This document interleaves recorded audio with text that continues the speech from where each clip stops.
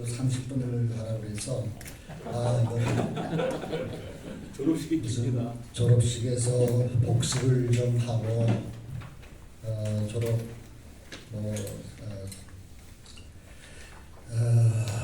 질문을 좀 하려는 얘기인 것 같구나 그래가지고 준비를 했습니다. 예수목회는 그 홍정우치 교수의 10년 동안의 교수 경험과 10년 동안의 목회 경험의 종합 선물이다. 이렇게 일단 말씀드리고 싶습니다. 고 목사님이 저한테 맡기신 게 두 가지 있는데 두 가지 다 제대로 못했습니다. 세계신학 한 10년 가까이 10년 좀 넘게 편집을 하다가 결국 그것도 신학운동을 이어가지 못했습니다. 그리고 예수목회 세미나도 이렇게 졸업식을 하게 됐습니다. 우선 그 예수목회 세미나의 의미나 이런 걸 좀 생각을 하기 위해서 예수목회의 특징과 장점이 뭘까 그걸 이제 다시 생각을 해봤습니다. 이현주 목사님이 오래전에 이렇게 가끔씩 하시던 말씀으로 위인지약 대신 위기지약이다. 그래서 예수목회 홍 목사님이 예수목회의 특징을 이렇게 아직도 이게 가지고 있는데 이리관지라고 해가지고 미국에서 이 세미나를 할 적에 그때 굉장히 충격을 받았습니다. 무엇보다 목회자 자신이 예수를 만난 후에 변화된 경험을 토대로 해서 신론, 기독론, 성령론, 교회론을 한마디로 일관성 있게 정리해서 나의 복음으로 만들어서 고백을 해라. 그러니까 용서의 경험을 했다. 그러면 용서로 신론, 기독론, 성령론, 교회론 그걸 용서로 다 풀어내는 거죠. 그러니까 예수를 만나서 내가 존엄성을 얻었다 그러면은 존엄성을 그 한 단어 가지고 신론, 기독론, 성령론, 교회론을 그 한 단어로 풀어내라는 거예요. 설명해내라는 거죠. 삶의 의미와 목표를 찾았다 그러면 그 단어로 그 경험을 가지고 신론, 기독론, 성령론, 교회론을 풀어서 말하자면 크레도를 쓰라는 거였어요. 이거는 저로서는 저도 이렇게 무슨 학자들 강의 꽤 들은 편인데 이렇게 요런 방법론을 가지고 목회 신학을 정리한 거는 전 굉장히 처음이었어요. 그래서 이게 뭐지? 그때는 아주 처음에 굉장히 이렇게 놀랍고 그랬습니다. 근데 이제 홍 목사님이 예수 목회는 나의 복음을 증언한다는 점에서 교회 성장에 앞서서 목회자 자신의 행복과 구원을 추구한다, 지향한다. 그러니까 이거는 그야말로 위기지향 바로 그거로구나. 목회가 무슨 세상을 구원하고 그런 거 아니고 우선 목회는 나를 구원하는 것이다라는. 그러니까 꼭 무슨 향벽설 위에서 향아설위 확 바뀌는 것처럼 그렇게 이게 좀 목회 신학이라는 것이 이렇게 확 바뀌는 것이구나라는 그런 생각을 했습니다. 그래서 예수 목회는 나의 복음으로 고백된 예수의 복음이 교회를 다시 살릴 수 있다고 믿는다. 홍 목사님이 아주 강조해서 하는 말이 그래서 말이 되는 복음, 일상생활 속에서 살아낼 수 있는 복음을 추구한다. 자, 이런 목회의 신학이 저로서 이게 하나의 돌파구를 열었다라는 그런 생각을 그 당시에 했습니다. 그래서 이어서 이제 홍윤 교수님이 이 사형리 목회와 삼복 목회와 예수 목회를 이렇게 구분을 하셨는데 그걸 이렇게 제가 이제 들으면서 나름대로 이렇게 정리를 하면서 결국 목회의 목표, 적수, 무기, 신학, 영성, 하나님, 그다음에 이제 예수,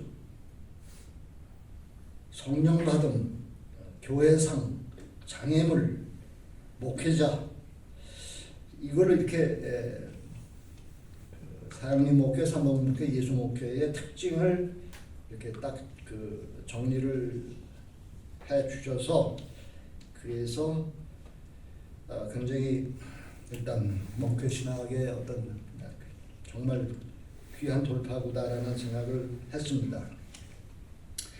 근데 이제 사람이 그 생긴 대로 사는 게 저는 해방 신학을 배우면서 아주 이렇게 딱 박힌 게 뭔가 하면 신학은 거짓 신학과의 투쟁이다. 그게 탁 박혀 있었어요.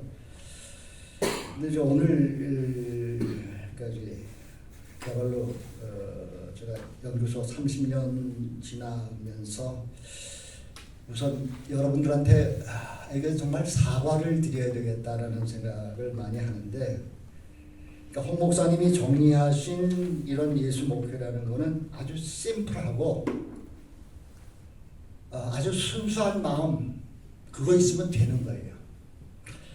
그런데 저는 무슨 뭐 역사적 예수 연구다, 무슨 뭐 생태 신학이다, 뭐 기후 위기다, 무슨 뭐 무지개 신학 시리즈다, 뭐 아주 복잡한 것들을 그동안 책을 냈습니다. 그러니까 홍 목사님이 말씀하신 것처럼 그런 잔치에 참여하는 기쁨, 저 30년 동안 솔직히 기쁨 없었어요. 아주 어떤 면에서 피를 말리면서 그냥 그 뭐 토시 고쳐가면서 문장 뜯어 고쳐가면서 번역해가면서 그리고 살았어요. 왜 이렇게 됐을까? 그러니까 내가 여러분들한테 그야말로 거대 담론, 홍 목사님이 얘기하신 이런 예수 목회의 이 심플하고 아주 단순한 마음으로 하면 되는 이런 목회였는데 무슨 학술적이고 뭐 무슨 뭐 역사 비평적이고 무슨 성소수자가 어쩌고 뭐 기후가 어쩌고 30년 동안 엄한 게 이렇게 골치 아프게 만들고 기쁨 뺐고 나 자신도 기쁨 없었고 그러고 살았어요. 내가 뭔가 크게 지금 뭔가 잘못된 그런 30년 세월을 허송세월한 게 아닐까 그런 한편으로 회의가 들고 일단 내가 여러분들 이렇게 자꾸 복잡하게 만들고 뭐지 그런 거에 대해서 사과를 드려야 될 것 같아요. 근데 일단 다시 이제 뭐 이걸 저거를 인사 말씀을 하라고 그래서 이제 도대체 왜 그랬을까? 제가 이제 숨은 얘기가 있어요. 2010년에 제가 이제 제 이름으로 처음 낸 책이 기후재앙에 대한 마지막 경고였어요. 이 책을 제가 겁도 없이 3,000권을 찍었습니다. 이 책 내고 나서 홍 목사님하고 한인철 목사 두 분한테서 내가 엄청 꾸지람을 받았어요. 왜 신학자가 기후 얘기를 하냐? 왜 과학의 영역을 넘어가서 잘 알지도 못하는 거 가지고 떠드냐. 그러니까 그때는 저로서는 이 책을 내기 전에 무슨 그야말로 뭐 서울대 뭐 환경대학원의 윤순진 교수고 뭐 하여튼 내노라 하는 무슨 그 기후과학자들이 무슨 환경 교수 한 사람들이 기후 문제에 대해서 쓴 책이 있는지 다 찾아봤어요. 없었어요. 제대로 말하자면 최신 자료들을 가지고 낸 책이 없었어요. 그래서 이건 나라도 해야 되겠다. 그래서 30분이면 기후위기가 뭔지를 딱 읽고 알 수 있는 그런 책을 만들어야 되겠다. 그래가지고 책을 거의 한 30권 가까이 읽고 다행히 기후관계 원서들이 그렇게 어렵지가 않았어요. 그래서 나름대로 냈는데 이제 왜 신학자가 예수 얘기 안 하고 예수운동 하라고 그랬더니 무슨 기후 뭐 과학 얘기 네가 하고 앉았냐. 그래서 이제 그날 밤에 밤늦도록 나중에 나도 성이 나가지고 소리 팍팍 지르면서 싸웠어요. 예수가 중요하냐? 지금 온 인류의 생명이 위태위태한데 그때는 그러고 싸웠어요. 근데 이걸 정리를 하면서 이제 다시 생각해 보니까 이게 예수 목회라는 게 지금 우리가 어떤 상황에서 우리가 처해 있는 컨텍스트가 뭐냐. 그러니까 예수 목회가 도대체 뭘 정조준해야 되느냐. 제 마음속에는 그런 게 있었던 거예요. 그러니까 저한테 꽂힌 거는 뭔가 하면은 세계의 대량 학살 체제라는 겁니다.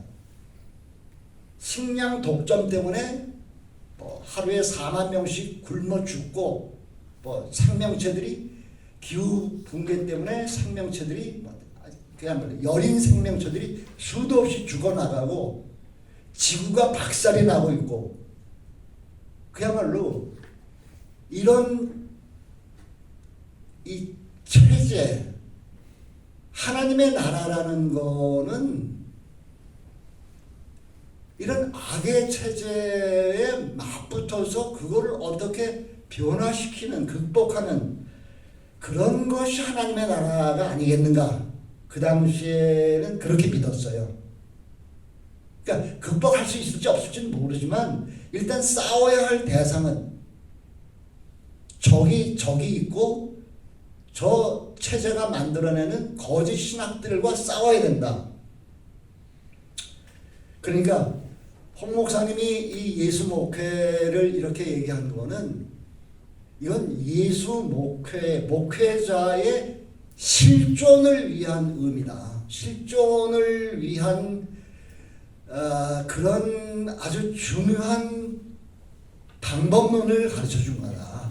그런데 나로서는 예수 목회라는 거는 목회자의 실존적인 행동, 교회적인 차원 그것만이 아니다라는 그런 생각이었던 거죠. 하나님 나라 목회라는 거는 교회만을 위한 게 아니라 교회 밖의 현실을 어떻게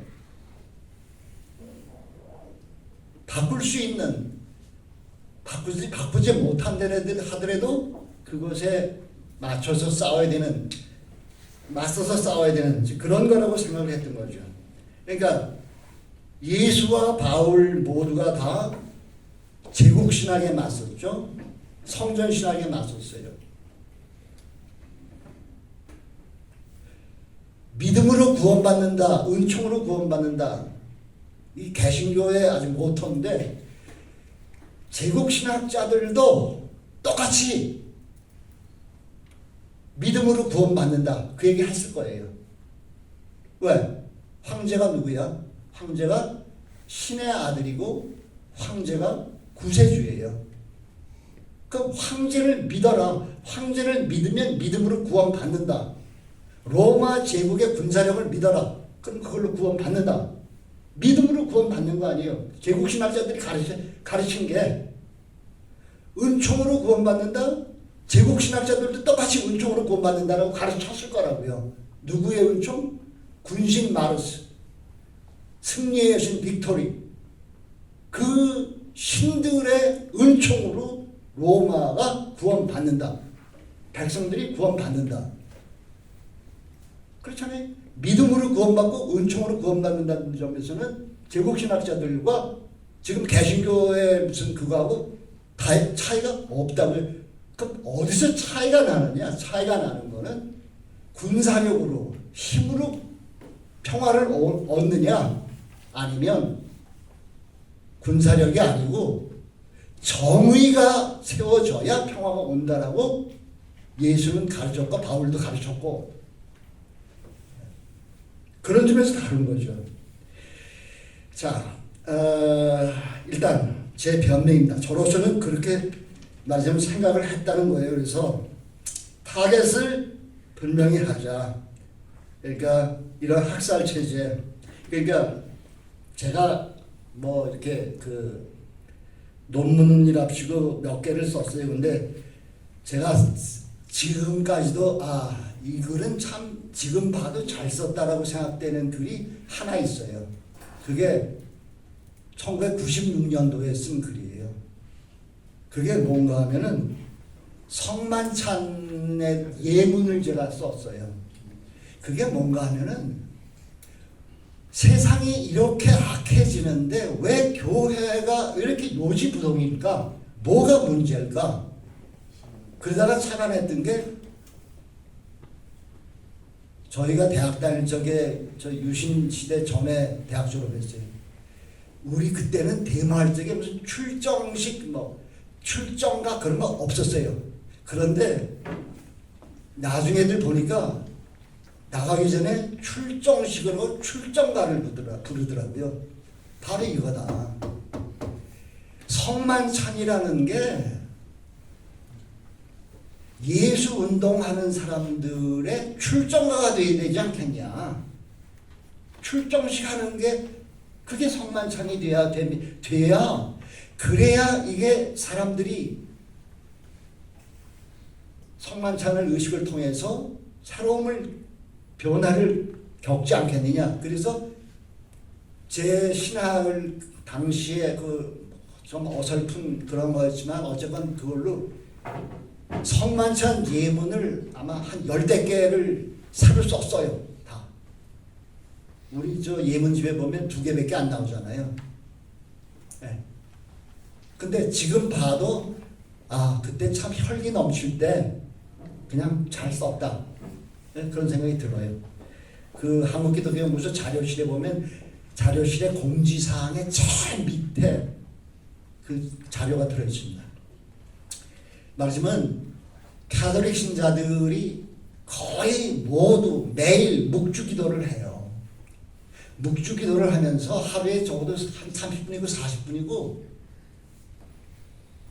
생명의 신비고 신앙의 신비를 끊임없이 되뇌이잖아요.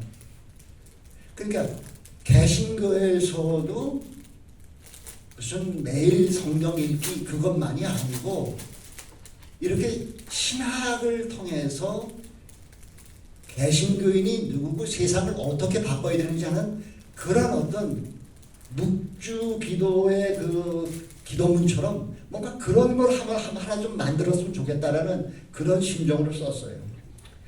자, 근데 어쨌건 4번은 넘어가고, 자, 근데 어쨌건 교회도 바뀌지 않고 세상도 바뀌지 않고 날이 가면 갈수록 30년 공부하느라고 신학 공부하느라고 한 10여 년 근데 자, 어쨌건 그래서 질문을 이제 하나 하자면은 이런 겁니다. 브루스 로저 버라는 사람이 번이라는 사람이 Caring for Souls in a Neoliberal Age라는 책을 썼어요. 이 사람이 그 신예교 출신 심리 상담가예요. 근데 이 사람이 상담을 하다 보니까 80년대 이후부터 상담하러 오는 사람들의 문제가 훨씬 더 복잡해지고 상담하는 사람들이 그 문제들을 거의 다 자기의 책임으로 다 돌리더라는 거죠. 그러니까 이 사람이 굉장히 예민했어요. 이게 왜 이렇게 사람들이 모든 문제들을 다 자기의 책임으로 돌릴까? 이게 왜 이러지? 그래가지고 나름대로 고민을 해서 이 사람이 분석을 했어요. 미국 사회가 어떻게 달라졌는지 80년 이후에. 그게 이제 신자유주의의 영향이 사람들의 정신에 어떻게 나타나는지.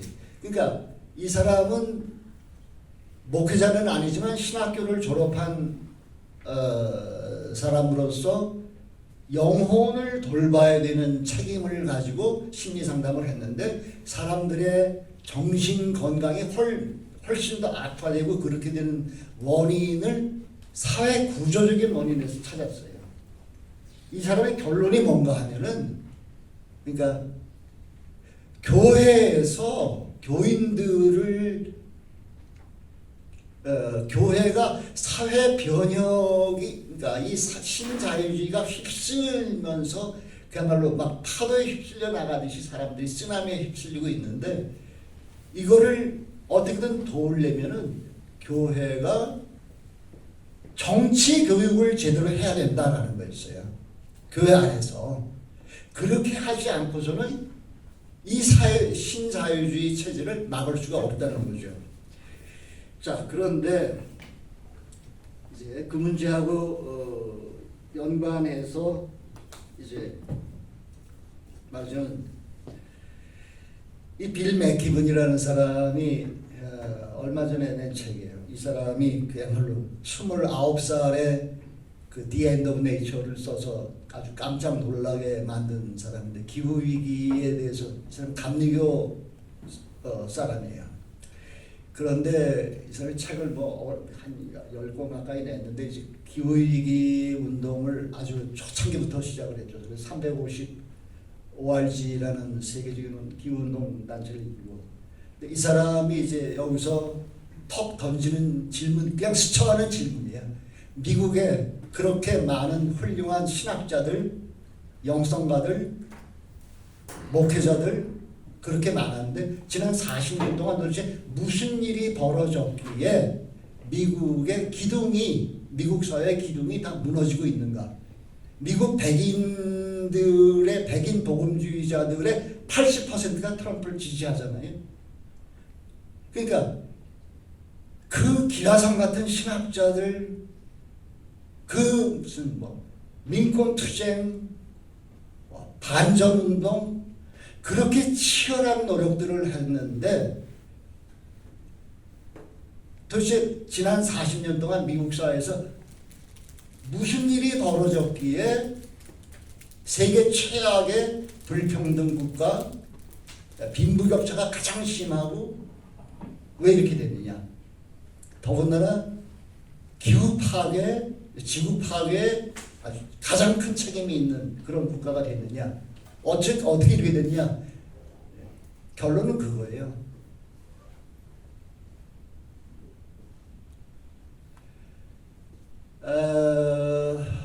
반전운동이나 평화운동이나 민권운동이나 나름대로 다 교회들이 열심히 참여해서 그러니까 이 사람이 살던 그 매사추세츠주의 렉싱턴이라는 데서는 반전운동 하는데 그 도시의 목회자들이 한 명도 안 빼놓고 다 모였다는 거죠. 그렇게 해서 반전 데모들을 했어요. 그렇게 치열했는데 신자유주의 그러니까 레이건 대통령, 카터 대통령만 해도 나름대로 어떻게든 빈부격차를 줄이고 말하자면 솔라뱅크를 만들어 가지고 장기 재생에너지 상산 계획을 다 세워요. 근데 레이건이 들어오면서 그거 다 뒤집어 엎죠. 특별히 부자 감세 그걸 통해 가지고 빈부격차를 아주 훨씬 더 악화시키고, 기후 정책을 뭐 완전히 그냥 다 백지화시키고 그런 운동들에 대해서, 그러니까 그런 정치권의 그런 말하자면 막 나가는 거죠. 그러니까 지금 트럼프까지 저렇게 된 건데, 제가 읽으면서 내린 결론은 그거예요. 이것도 역시 마찬가지예요. 이 사람은 그런 얘기까지는 하진 않지만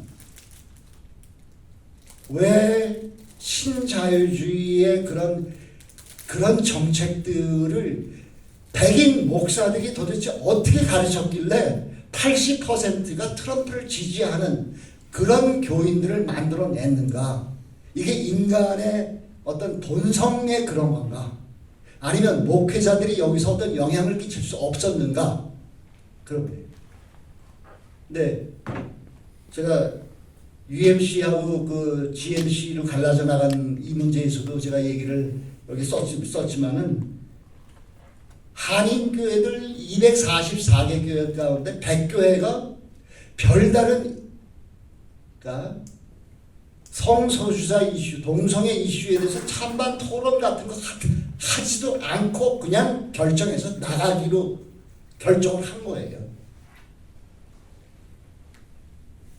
어떻게 이런 일들이 벌어질까? 그러니까 예수 목회가 결국은 이렇게 지금 맞으면 트럼프 지지하는 80%의 그런 맞으면 백인 복음주의자들이라든가 이런 것들을 피하려면 어떻게 해야 되는가? 나날이 혐오와 차별이 심해지고 극단주의가 점점 심해지고 있어요. 유럽조차도 의회, 정권, 지금 거의가 점차 다 극우파들이 장악을 했어요.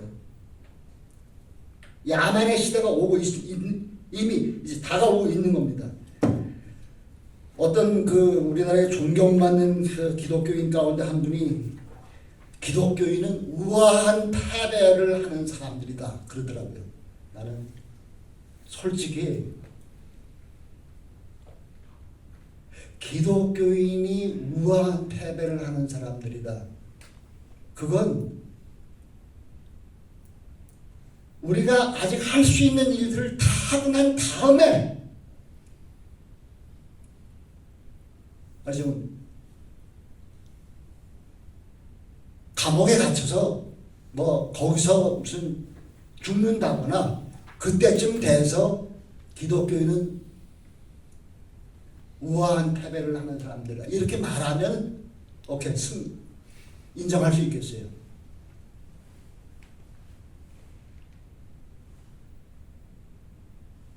근데 전 아직 철이 덜나서 그런지 아직 그런 말 못해요. 그렇게 말할 수는 없다. 그러니까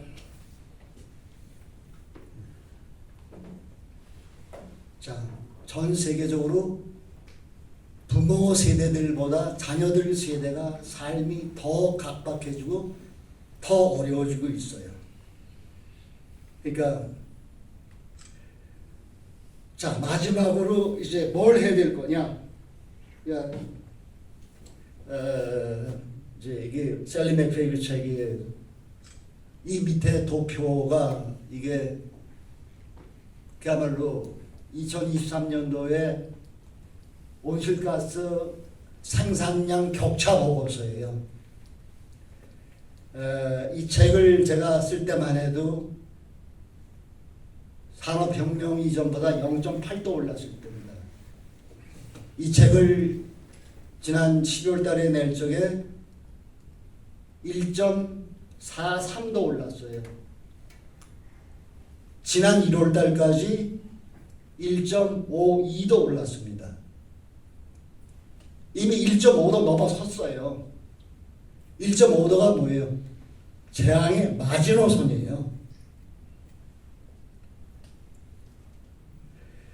그런데 더 놀라운 건 그겁니다. 이 도표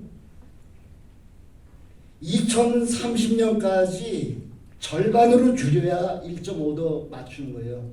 근데 절반으로 줄이기는커녕 더 늘리고 있어요. 2050년까지 매년 200억 톤씩 더 초과해서 생산하겠다는 거잖아요. 계획이. 그런데 더 놀라운 건 이 도표가 한국의 언론에, 신문에 어디에도 안 나와요. 그래서 그냥 제가 책 표지에다 이걸 넣었어요. 딱 한 군데 나왔어요. 그리니움이라는 매체 아세요? 저 처음 들어봤어요. 인터넷 뒤지다 보니까 그리니움이라는 한글 매체가 있더라고요. 그게 아마 그 녹색운동하는 분들이 내는 매체 모양인데 거기에만 이 도표가 실렸어요. 한겨레고 경향신문이고 어디에도 이 격차 보고서가 어떤 의미를 갖는지.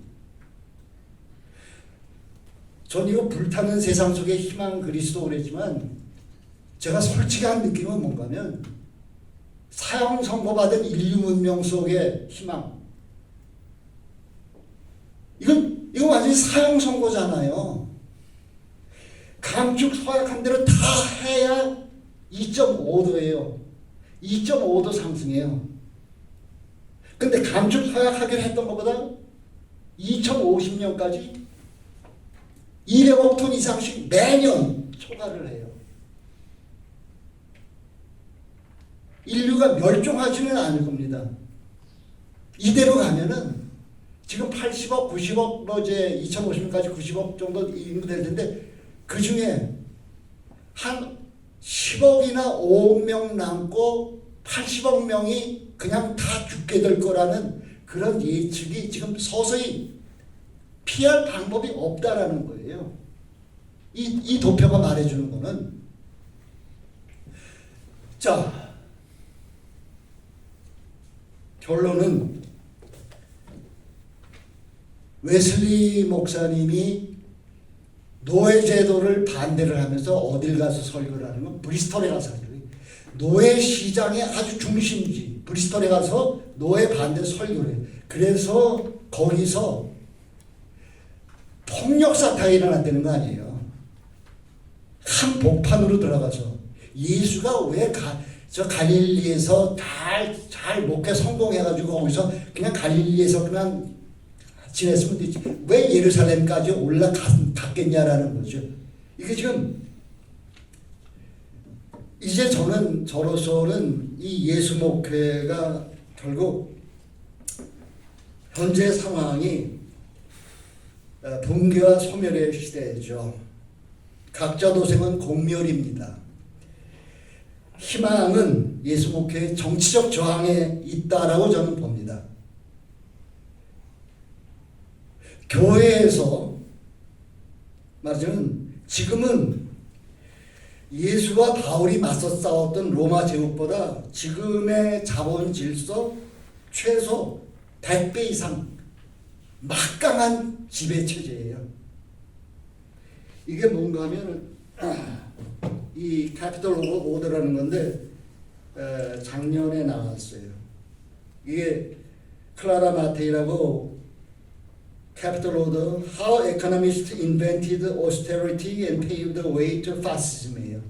1920년대부터 1차 세계대전 끝나고 이제 막 노동운동들이 막 민중들이 어떤 힘을 내기 시작하는 거예요.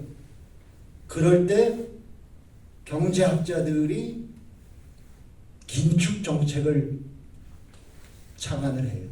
그래서 긴축 정책을 통해서 말하자면 재정 긴축, 통화 긴축, 산업 긴축 이걸 통해서 민중들의 숨통을 틀어줘요. 뭘로? 고금리, 고물가 이걸로. 그러니까 먹고 살기에 허겁지겁. 그래서 고시로 산업계, 그러니까 요즘 말로 하면 민영화 뭐 이런 거예요. 그렇게 해서 사람들의 그 숨통을 틀어지고 노동자들이 일체 반발하지 못하도록 만들어가지고 점점 더 그게 이제 그 파시즘 체제로 갔다라는 거죠. 저는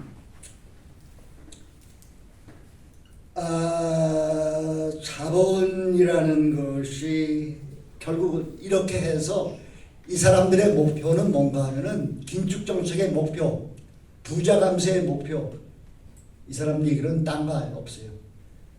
아주 특권층, 초부자들에게만 모든 재산이 다 쏠리도록 뽑아 올리도록 그렇게 하기 위해서 이런 정책을 쓴다는 거죠.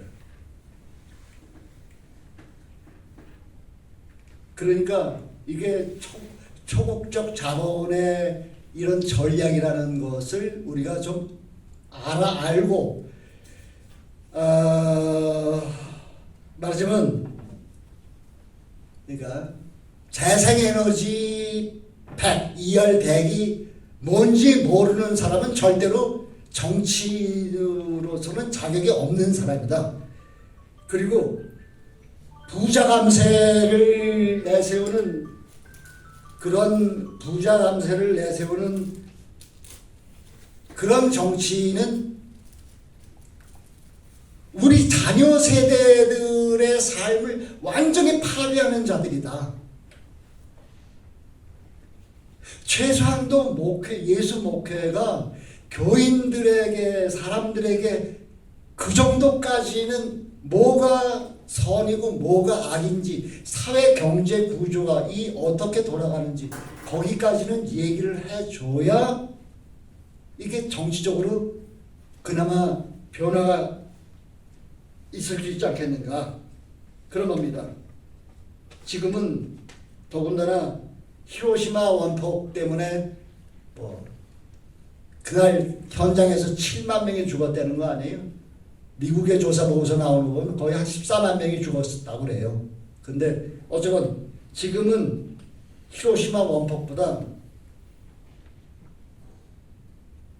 매일 원폭 40만 개의 열량이 지구에 지금 더해지고 있다는 거죠. 히로시마 원폭 40만 개가 매일 폭발하는 열량이 바다를 덮이고 있다는 말이죠. 그러니까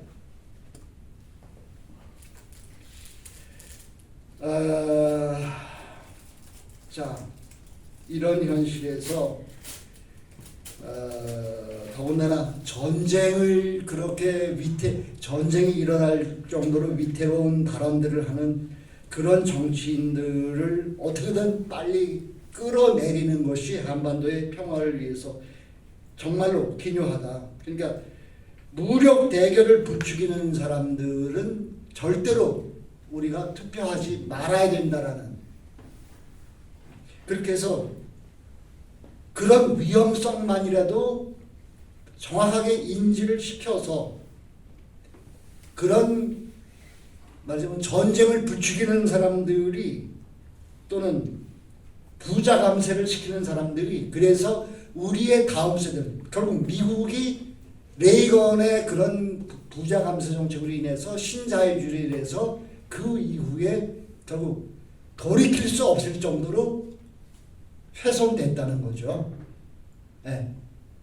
그럼 뭐예요? 우리가 이제 현실에서 예수 목회가 이렇게 실존적인 차원만이 아니고 사회적인 차원, 지구적인 차원, 정치적인 차원, 그런 그 헛개비 같은 꿈을 꾼다면, 철이 좀 덜 떨어져서 그런 꿈을 꿀 수도 있겠지만은 막말로 여기서 사도 바울도 그러지 않았어요? 로마 제국 조만간 망한다. 하나님의 심판이 오면 다 예수 그리스도의 발 밑에 말하자면 짓밟힐 것이다. 아주 터무니없는 꿈을 꿨죠. 사도 바울도. 그런 꿈을 꾸면서 정치적인 그런 메시지가 동반되어야 이 예수 목회가 그야말로 그냥 쓰나미에 확 휩쓸려 버리는 그런 게 아니고, 예, 돌 위에 돌 하나 남지 않게 폐허가 될 세상이다. 저는 그런 생각이 자주 들어요. 지금 전쟁이 일어난다거나 무슨 지금 이 기후 재앙이라든가 그래서 식량 폭동, 예, 동시다발적 식량 폭동이 2040년대부터는 나오미 오레스케 교수가 예측하는 거는 수고했어요. 이상입니다.